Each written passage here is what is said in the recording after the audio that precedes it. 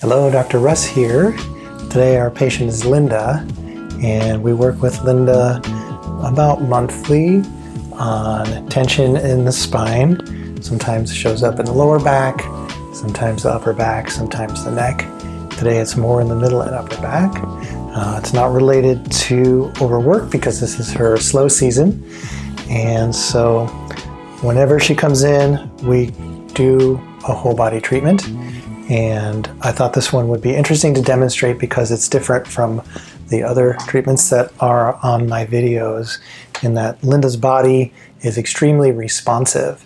So usually whatever we want her body to do, just a suggestion or a gentle induction will start to move it in the right direction. And so folks like that generally don't respond well to a lot of force and a lot of pressure. So I do have quite a number of patients who are this way and like this type of treatment, and I thought it would be interesting to show how we approach this. So we start at the feet, and the way that we assess here is always with gentle palpation, feeling for any swelling, any sign of injury, including bruising or redness, but mostly just sensing range of motion and how do the tissues respond to being put through their range of motion, and how do they respond to being put in the neutral position. So looking at her forefoot, midfoot, hindfoot, being in neutral is very easy for it, but there does seem to be a little bit of tension and resistance here in the lateral calf. We see that on lots of folks. So we'll make a little bit of a bookmark there. This is still just an initial assessment. The hip and the knee, so I can feel that rotation through the hip, and the full flexion of the knee is nice and smooth. That knee is good, nice and smooth, and feeling that her sacrum is posterior and superior on the right side, and it's pulling the hip bone along with it a little bit. So there's a little bit of a torsion through her lower spine with the right side posterior. So making a note of that. And let's look at the left leg, starting at the feet. Same idea. This general palpation first, looking at her structure, feeling for responsiveness to movement, and wanting to use a gentle touch when I do this because I don't want to be creating any tenderness. I don't want to be provoking any pain. I don't want to feel her responsiveness to painful stimulus. I want to feel her responsiveness to gentle range of motion. And so on her left side, in the midfoot here, there's some resistance around the first cuneiform and navicular to neutral position. But her knee and lateral calf feel good. And nice joint play, range of motion through the hip. So in her lower body, it's the left midfoot, the right lateral calf, and the right SI. And we can start anywhere we want. So let's start here on the left midfoot. Let's prop it up a little more, just so it's a little closer to me, and get my landmarks. Here's her medial malleolus. Here's her navicular tuberosity. Here's her first metatarsal. So yeah, that resistance and restriction is between the navicular and the first metatarsal, and that's where the first cuneiform lives.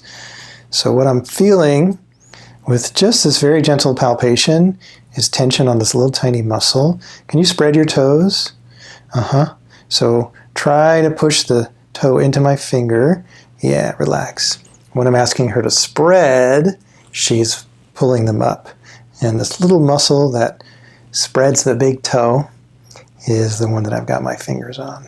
I was trying to see if I could get her to contract it under my finger to confirm that I was on the muscle I thought I was on, but it didn't contract. So giving it a really gentle stretch here. How much pressure would you say I'm using here, Linda? Gentle, medium, hard?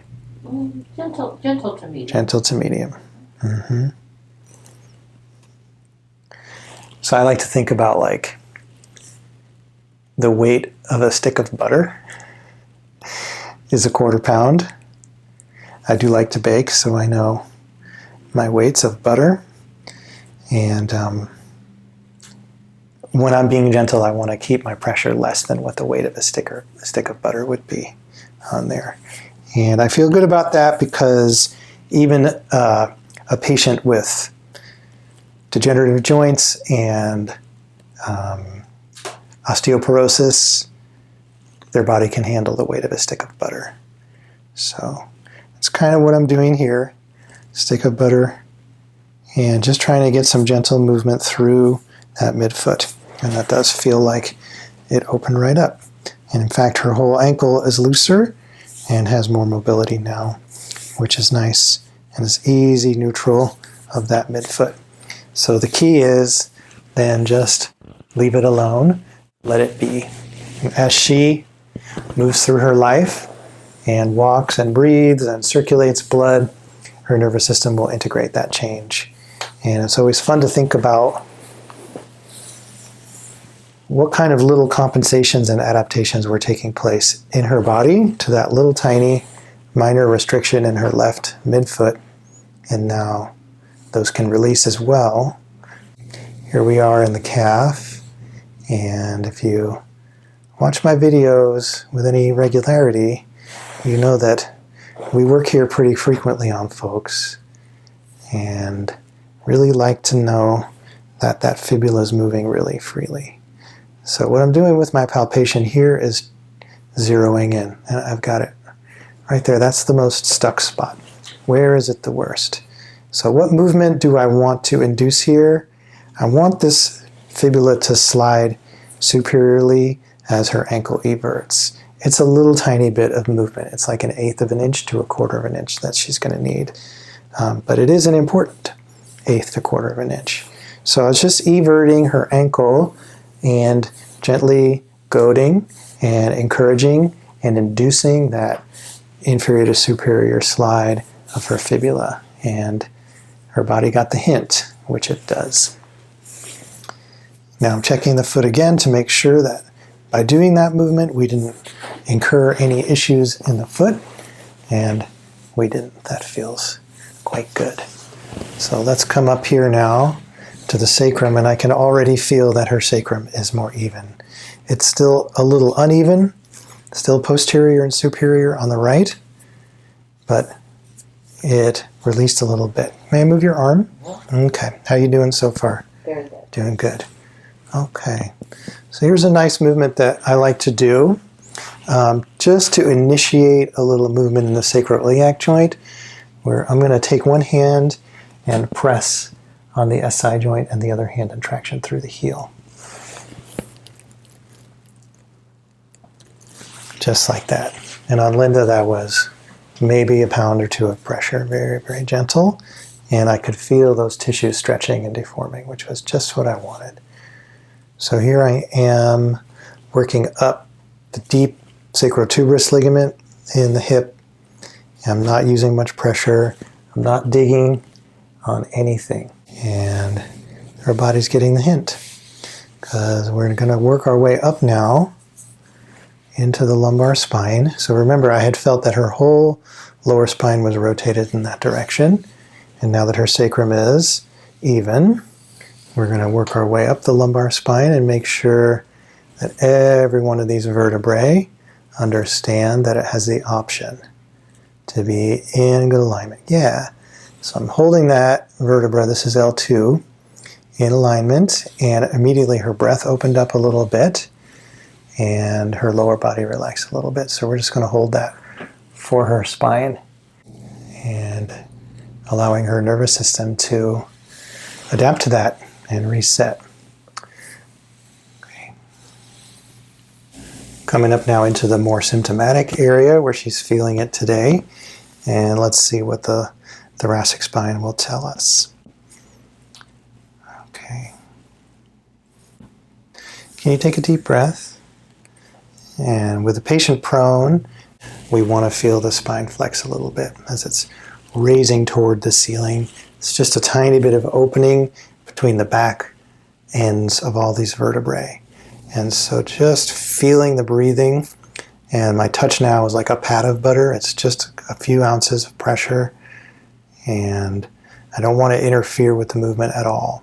I just want to sense it. And it's coming up for me right here. This is one of those things where when you use less pressure, you feel more. And I know that's hard for a lot of students and younger providers and practitioners to believe, but it's true. And the area of tightness just jumps right out at me here, where the ribs meet the spine, around the level of T4, T5, and that's where her middle back issue is centered on the right side. Okay, so again, you see a lot of my videos. Often I'm putting oil on, and I'm getting in there, and I'm working out trigger points, and I'm stretching fascia, and I'm mobilizing fascia. This is a different type of treatment here. It's counterintuitive because I'm using less pressure, but the effect that I'm having is actually deeper because I'm so gently hooking onto bones, and you can see she's a small frame, so it's easy to feel these bones. And I'm inducing the movement directly on the bone, and there we just had a nice little softening as I found this area on the fourth rib, just under the scapula. That's not moving very well with her breath. So the idea here is as she breathes in, this rib wants to elevate, come up, and even just saying the language and she's listening, I think her body took the cue.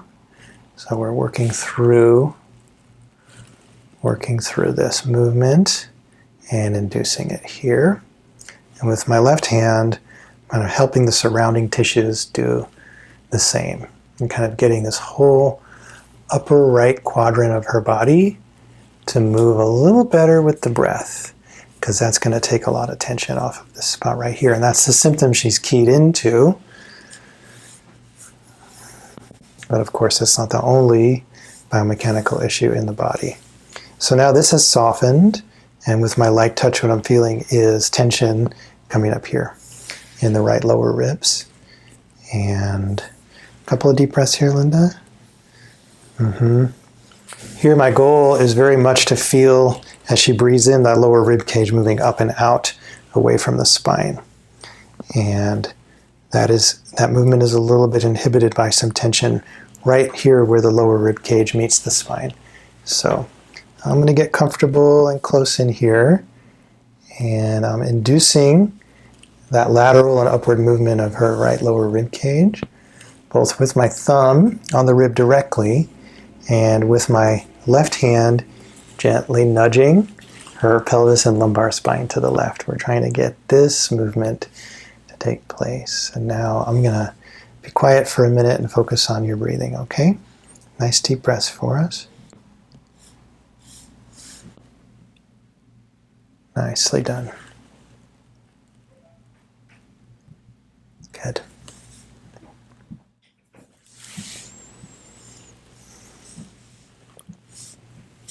Coming back down to that sacrotuberous ligament, and this right side is much more open now. That feels good.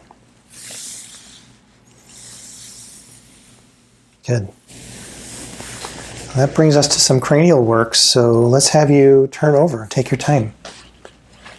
Okay, so I said cranial work, but I really meant cervical and cranial work. Everything from the clavicle and the first rib up to the crown of the head, to me, is one biomechanical, functional chain. I find it incredibly interesting that the cervical spine is this stack of vertebrae. It's very flexible and very mobile, but it's holding the weight of the entire head. The jaw hangs from the skull, and under the jaw is this little tiny U-shaped hyoid bone that hangs from the jaw.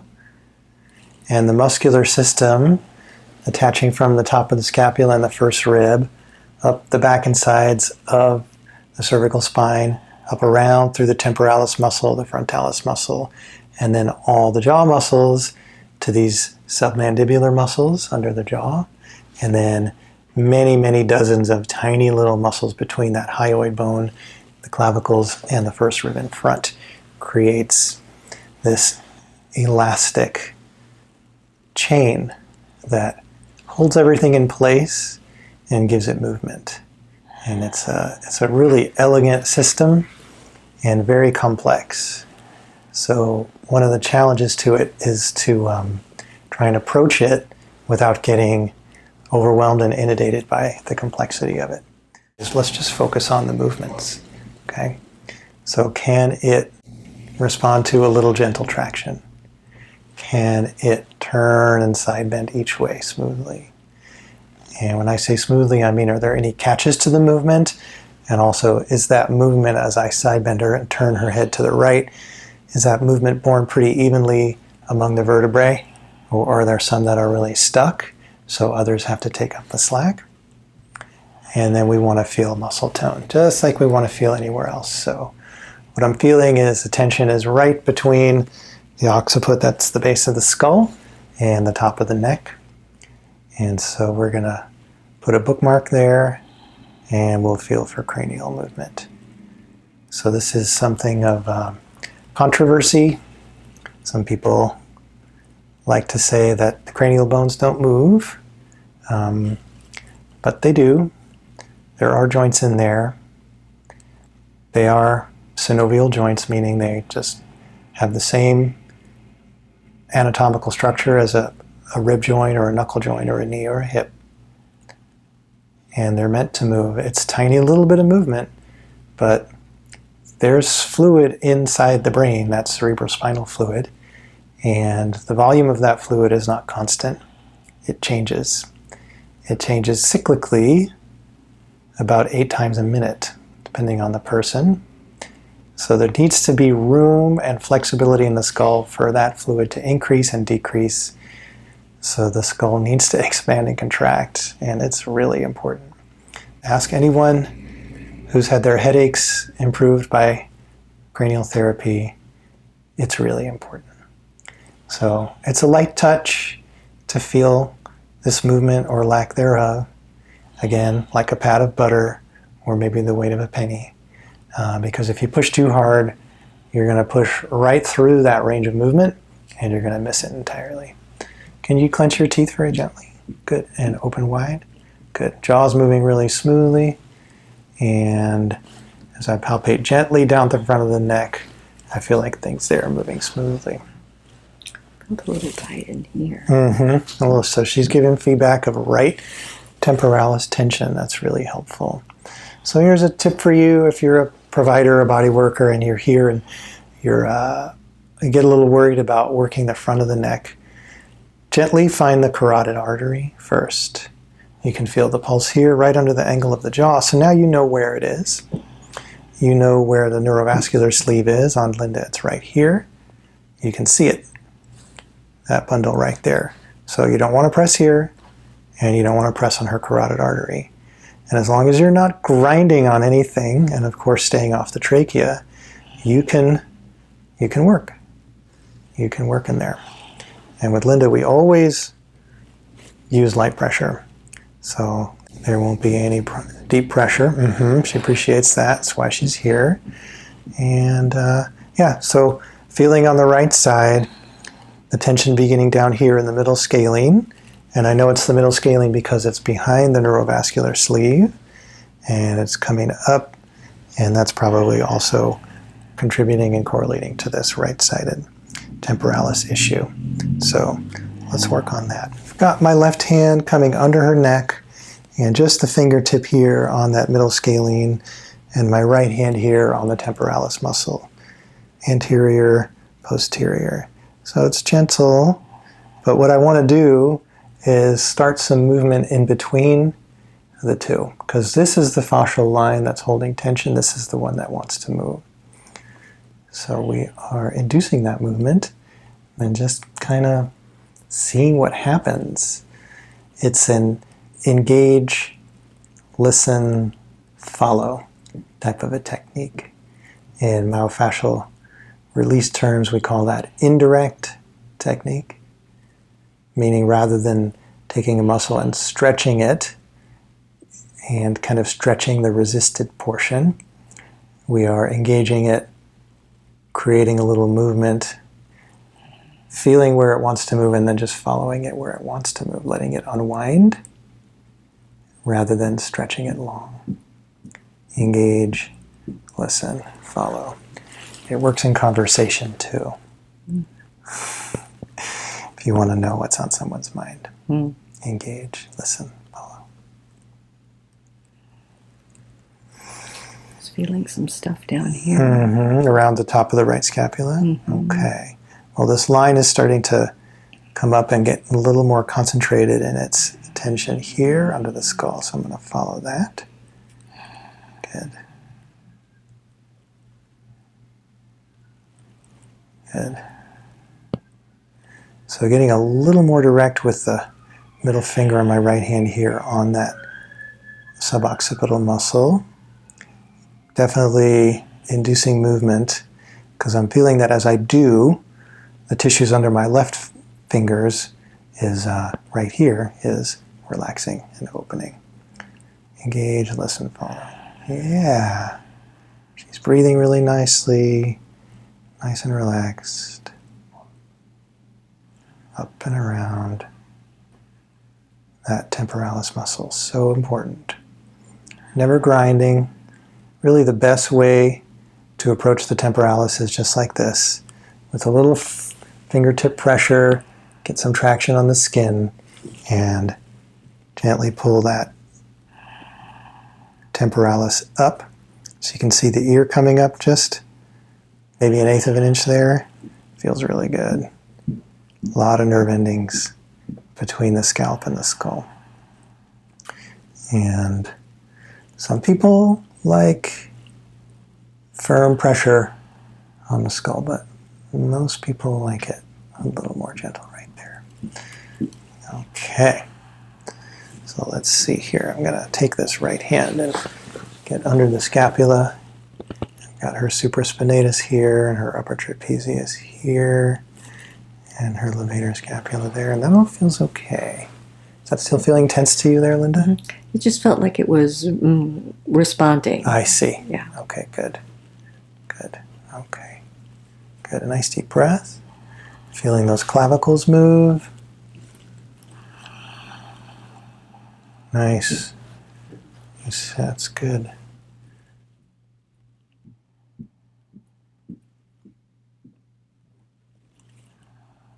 Okay.